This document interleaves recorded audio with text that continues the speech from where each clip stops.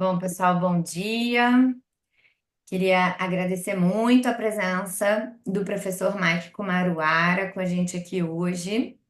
O professor Mike é mestre em Ciências da Sociedade, é professor na Universidade Federal do Oeste do Pará, onde coordena a formação acadêmica indígena, é membro do Conselho Indígena Kumaruara e do Grupo Consciência Indígena, além de facilitador e instrutor de justiça restaurativa.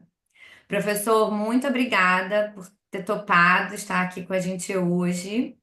A gente queria começar te ouvindo um pouco, né? Contar sobre o seu trabalho de justiça restaurativa com comunidades tradicionais. Obrigado, obrigado a todos, todas, obrigado, professora.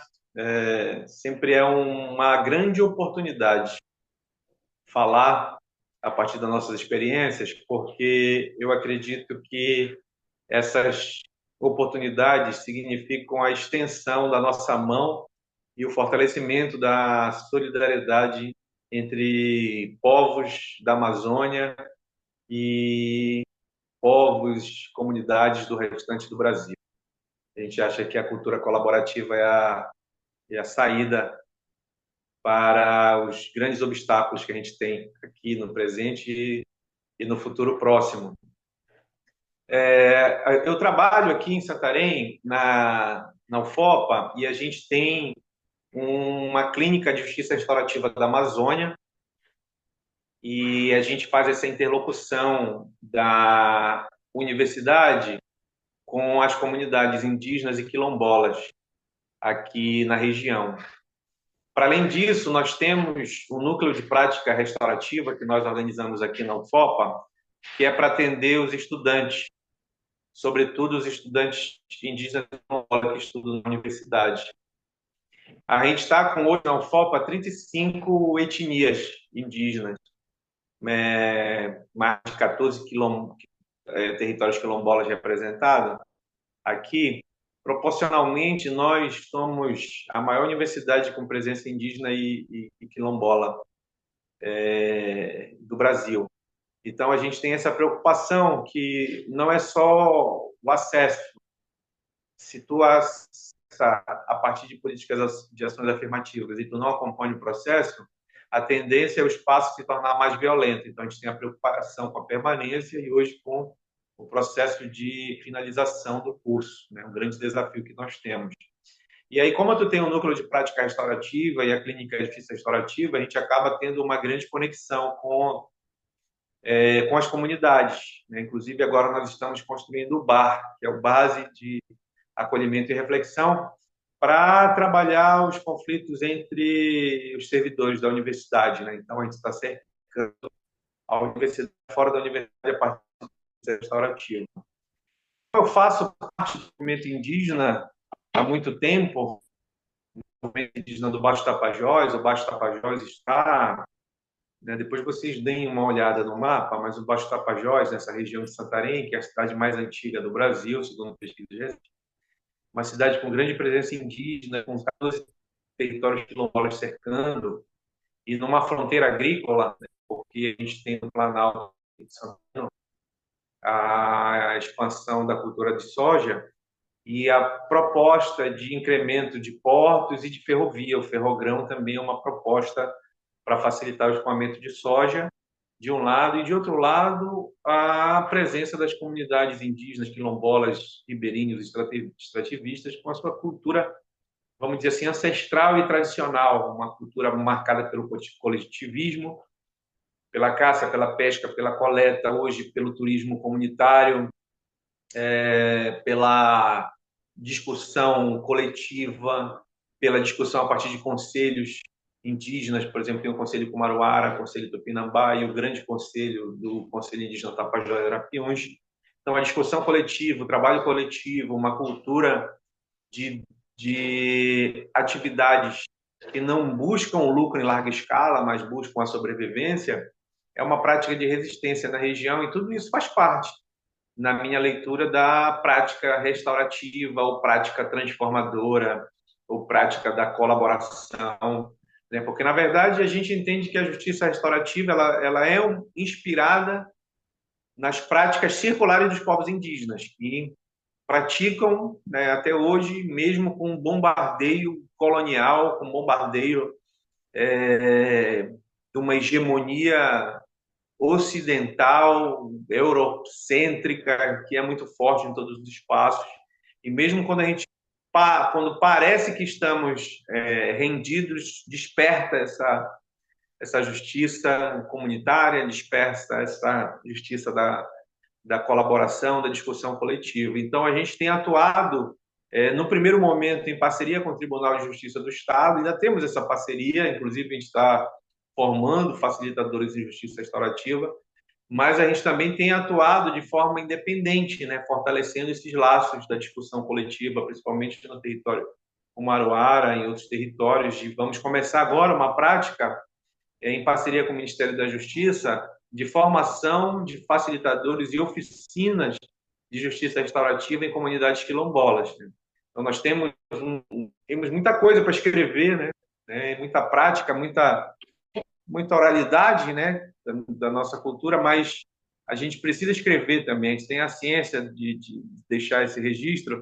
A gente tem um registro da boiada, que é o mais discutido desse trabalho, meu e do professor Nisson,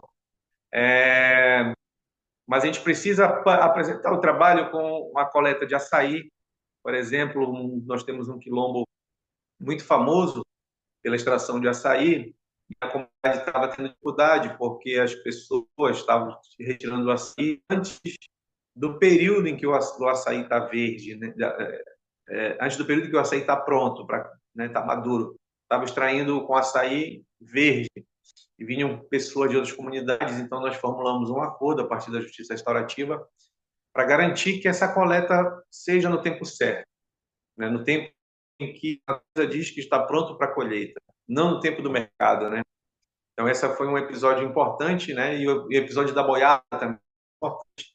Numa comunidade quilombola, a gente tem a criação de pequenos criadores de gado como se fosse uma poupança, uma reserva financeira para caso de picada de cobra, alguém adoecer, tu vende o gado e tu tem uma reserva. E esse gado precisa, na época da seca, aqui na Amazônia, que estão cada vez mais agressivas, essas secas mais contundentes, a gente precisa que o gado vá no período seca para a várzea tomar água, né? Então, havia um conflito pela passagem do gado e a justiça restaurativa ajudou nesse processo de escuta empática, de presença, de articulação, para que as necessidades fossem escutadas, que os sentimentos fossem respeitados e o pedido fosse o pedido que fosse um pedido líquido, certo, como a gente diz, mas um pedido que contemplasse o coletivo, né? Então, nesse processo. Então, a justiça restaurativa, ela, como esse elemento, né, como esse instrumento, melhor dizendo, de transformação, de possibilidade de diálogo, é um instrumento poderoso que estamos usando aqui na Amazônia e estamos usando, lógico, em colaboração com o Estado, mas muitas vezes passando ao largo do Estado, né, sendo um complemento do Estado, né, com juízes, com promotores que são aliados e têm esse entendimento da importância da justiça restaurativa, né? Hoje, não só, como diz nos livros, não só para desafogar o judiciário, mas para que a gente faça a justiça, uma justiça viva, né? Um direito vivo, uma justiça que é da comunidade, que tem sua autonomia também, que assusta muita gente, né? Muita gente acha que a gente não pode fazer justiça se não for a partir da interlocução, mas é possível, né? Porque a autonomia dos territórios indígenas quilombolas, ela mostra que é possível tu ter justiça a partir das práticas ancestrais e culturais da comunidade. Eu fiz uma fala mais geral, assim, sabe, para localizá-los assim, da nossa batalha e como a justiça restaurativa ela é importante. E eu digo mais, a justiça restaurativa ela é importante, sobretudo, para garantir a coesão da comunidade, para fortalecer o coletivismo da comunidade. Porque as intervenções, principalmente nesse período de COP30, são partidos que elegem seus representantes, que muitas vezes divide as comunidades, que muitas vezes faz uma articulação que não tem a discussão coletiva, e na prática, o que a gente observa com a COP30, principalmente com grandes entidades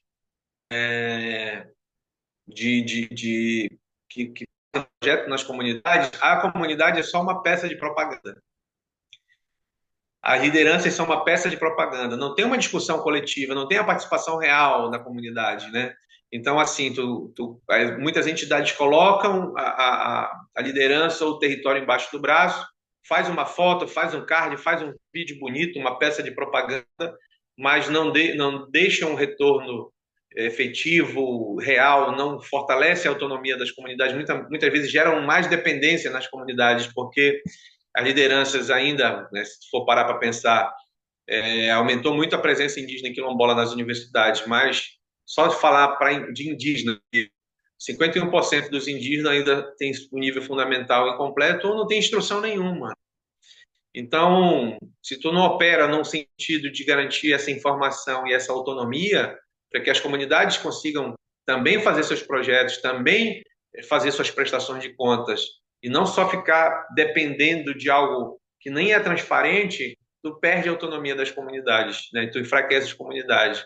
Então, a justiça restaurativa é esse instrumento também de empoderamento, de autonomia, de fortalecimento das comunidades, né? E não é um trabalho fácil, é um trabalho que eu penso que ainda tem muito a caminhar, mas é um trabalho que está. Cada passo que a gente dá é uma grande vitória. E a universidade, né, o movimento acadêmico, sobretudo, principalmente o movimento indígena. O movimento acadêmico é um grande aliado nesse processo. A articulação entre o conhecimento acadêmico, o conhecimento produzido na universidade, em parceria com os movimentos sociais, é um estouro, assim, é algo poderoso que incomoda muita gente.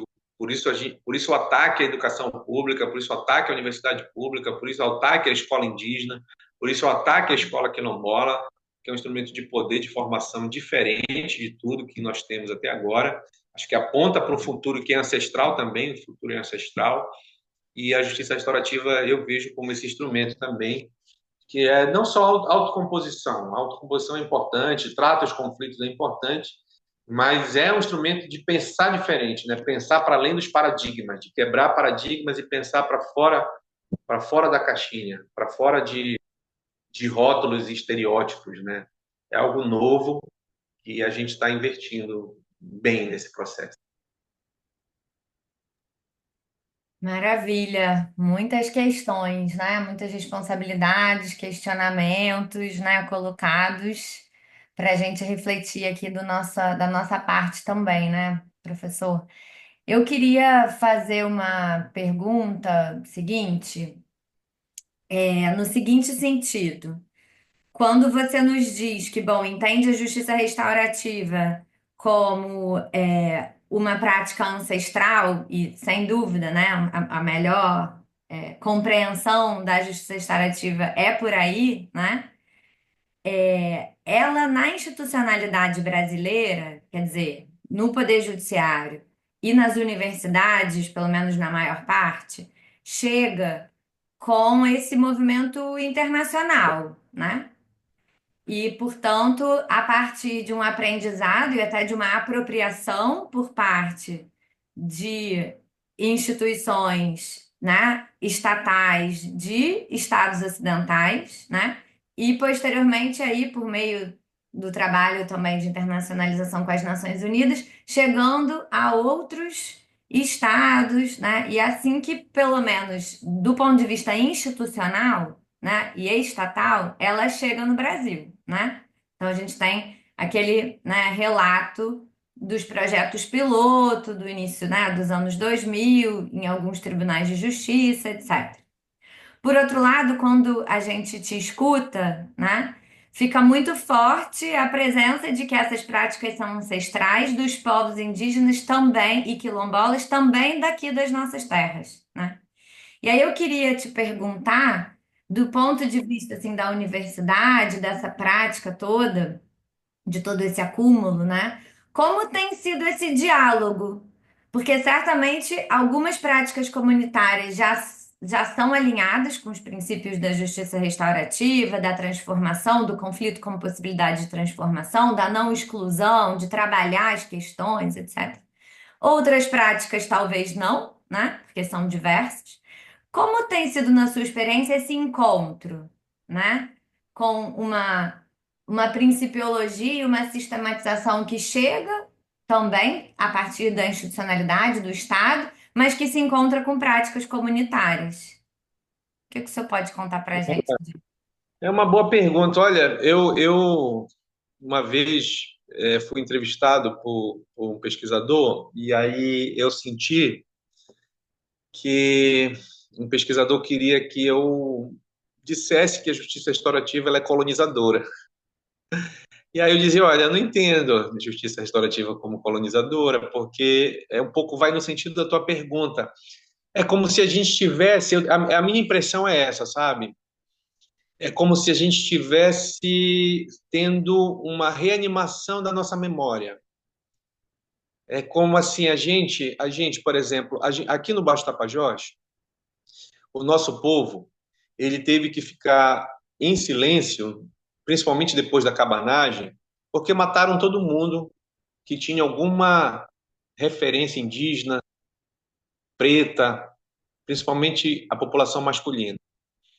Então, tu não podia dizer que era indígena, porque tu era morto. Então, tu vai te silenciar. E o Estado brasileiro, até, a gente costuma dizer, até 1988, tinha uma linha assimilacionista, que era que o indígena deixava de ser indígena.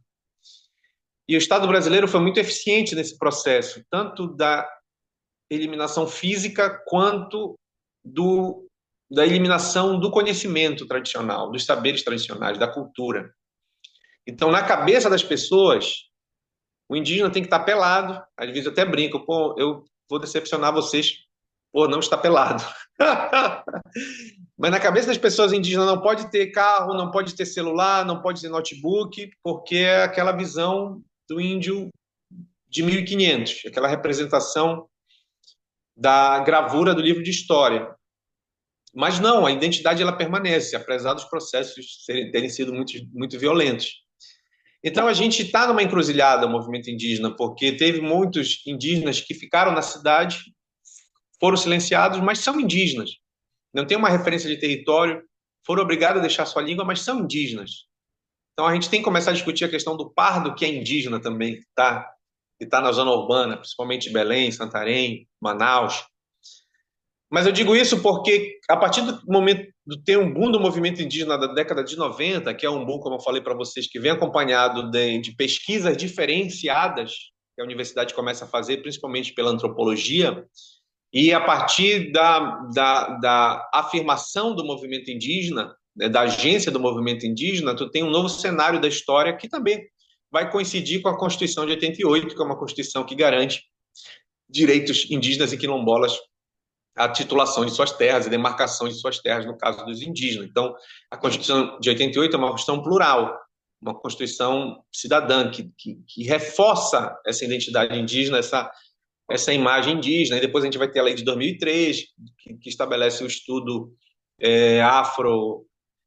afro-brasileiro, da cultura, da religião de matriz africana. Depois vem o estudo 2008, a lei que também estabelece o ensino e da cultura indígena no Brasil.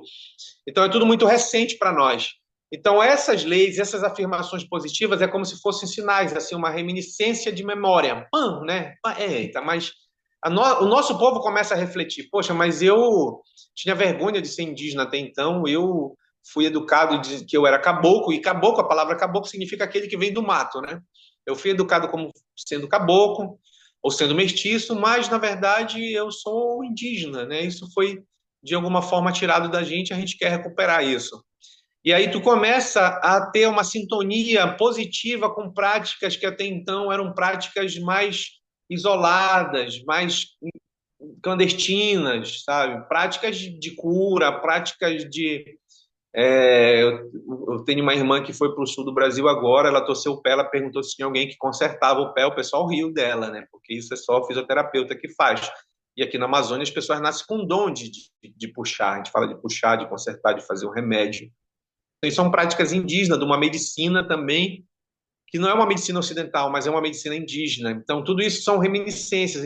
Então, uma discussão coletiva que busca o consenso, tomava horas fumando, mascando tabaco, e para chegar em consenso, algo que é político, afeta o interesse de todos, e aí alguém diz, olha, mas isso aqui é justiça restaurativa? Tudo bem que seja justiça restaurativa, alguém deu essa denominação, mas isso é nosso também, e não tem problema. E está tudo bem, isso é nosso. Vocês podem usar o nome de justiça restaurativa, a gente pode falar de círculo de paz, círculo dos anciãos, círculo dos conselhos, círculo da liderança. É uma prática de justiça restaurativa. Tranquilo, é só um outro nome. A gente, alguns povos querem, e é justo dar o crédito, não tem nada de diferente, não tem nada de novo, né? A justiça comunitária, ela sempre se fez presente. Eu fiz, um tempo desse, uma lei que proibia o consumo de bebida quente nas aldeias, porque os homens estavam tomando a bebida quente, estavam ficando mais agressivos, batendo nas suas mulheres, nos seus filhos, brigando entre eles. Então foi proibida a bebida quente. Então, quando tu faz essa lei e discute no conselho de liderança e o conselho aprova, é uma justiça restaurativa. A gente está restaurando a dignidade, a pacificidade, o bem viver na aldeia. Então, é uma prática restaurativa? É uma prática restaurativa. Então, a gente está só tendo essa iluminação. E aí, muitas vezes, a gente utiliza isso como tática de comunicação, uma tática de diálogo. Por exemplo, o termo indígena ou índio, o termo índio, é uma palavra europeia. Não é uma palavra indígena, é uma palavra que os europeus denominaram. Mas os povos indígenas, na sua diversidade, utilizam isso, indígena. Eu sou Kumaruara, porque o Kumaruara é completamente diferente de Munduruku, que é completamente diferente de Waiwai, de Xavante, de outros povos. Mas a gente utiliza o termo indígena para acessar direitos, para dialogar com a sociedade hegemônica branca ocidental. A gente utiliza, somos indígenas e tal, e porque é fácil de compreender do outro lado. E está tudo bem. Então a gente utiliza também justiça restaurativa como essa interlocução para dizer, olha, gente, a gente também tem uma prática diferente. Vocês vão respeitar o nosso direito aqui? Bom, mas é uma prática que vocês já estão combinando, justiça restaurativa. Veio de lá, mas também vem daqui para lá. E aí, para eu fechar, eu acho que é muito importante a gente entender um processo que é o seguinte, é um pouco novo de a gente entender. Assim como a sociedade dominante influencia na nossa cultura e a gente está sempre em transformação, porque se somos seres humanos, somos povos coletivos, a gente vai estar em transformação, faz parte do processo. Né? A etnogênese é algo que é de todos os povos. Mas assim como a sociedade dominante influencia a gente também influencia a sociedade dominante. Então, assim como tu tem uma pressão de lá para cá, tem também uma pressão cultural daqui para lá. Então, não, por exemplo, resumindo, eu não acho, falar para pesquisadora, eu não acho que a justiça restaurativa ela é colonizadora, porque ela sai daqui para lá. E tudo bem, é algo positivo.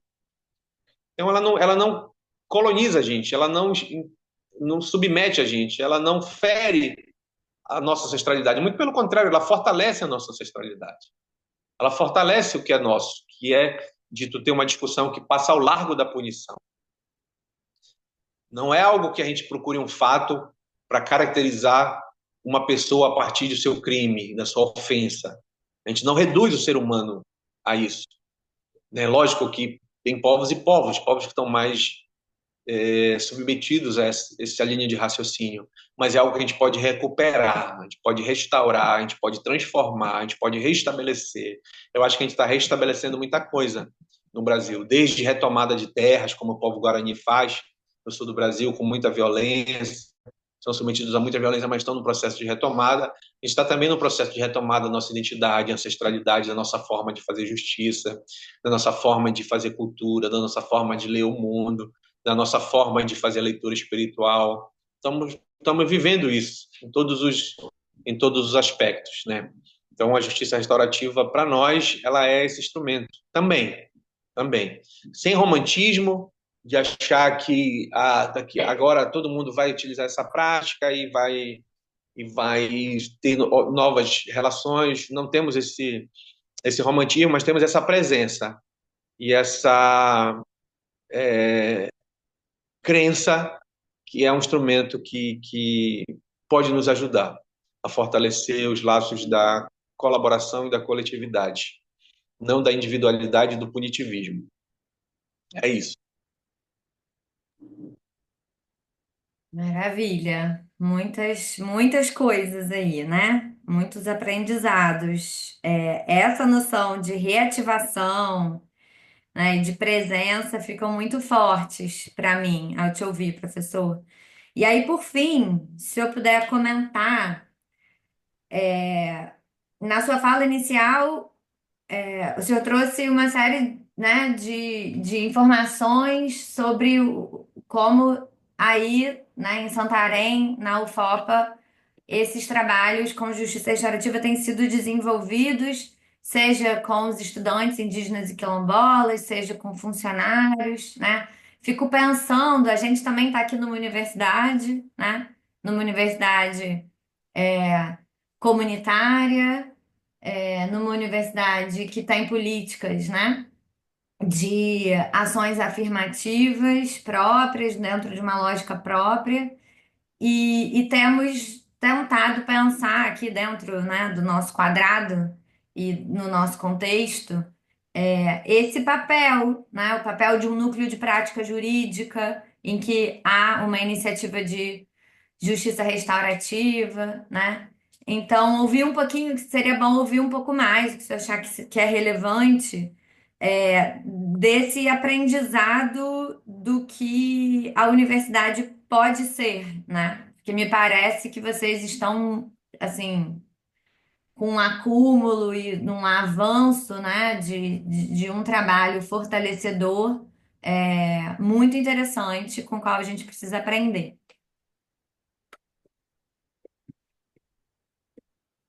Olha, a gente formou agora, pô, eu não tenho os dados, mas a gente formou só nesse ano umas 150 professores e professoras, né, como facilitador de justiça restaurativa.